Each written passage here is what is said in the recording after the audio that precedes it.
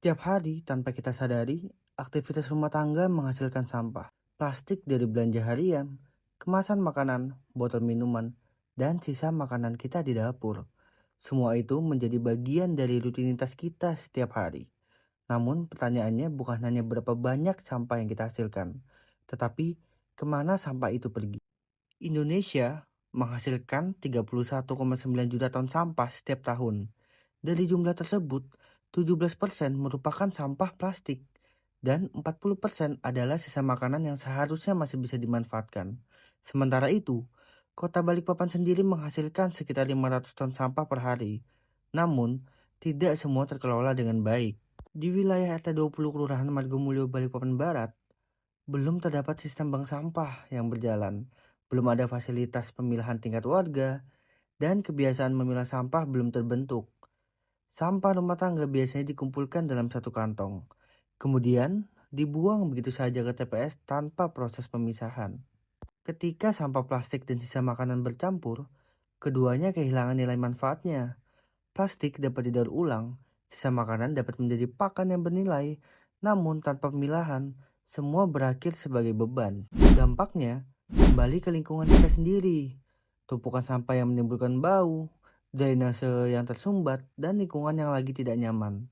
Namun, di balik tantangan tersebut, wilayah ini memiliki sesuatu yang lebih penting, yaitu kekuatan kebersamaan. Kami memilih wilayah ini bukan berarti karena kondisinya buruk, tetapi karena potensi sosialnya yang sangat besar.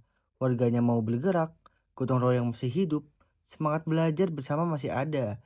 Inilah pondasi kuat bagi kita untuk perubahan. Melalui program Recraft Circular Living System, kami mulai dari langkah yang paling sederhana, memilah dari rumah masing-masing, plastik dipisahkan, sisa makanan dikumpulkan, dan dari sini sebuah ekosistem mulai terbentuk.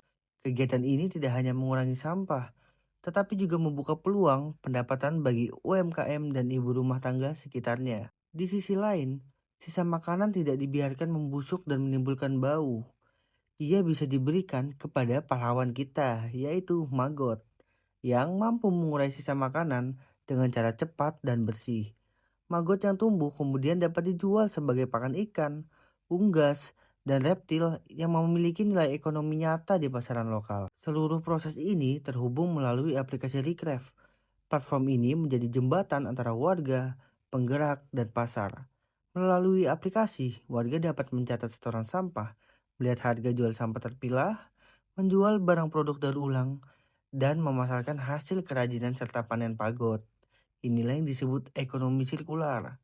Sistem di mana sampah tidak berakhir sebagai akhir, tetapi menjadi awal dari sesuatu yang baru. Perubahan tidak harus dimulai dari tempat yang besar. Bisa dimulai dari rumah, dari satu keputusan sederhana setiap hari, memilah, mengolah, dan menghargai apa yang kita hasilkan. Kami percaya, di sini bukan hanya lokasi pelaksanaan program.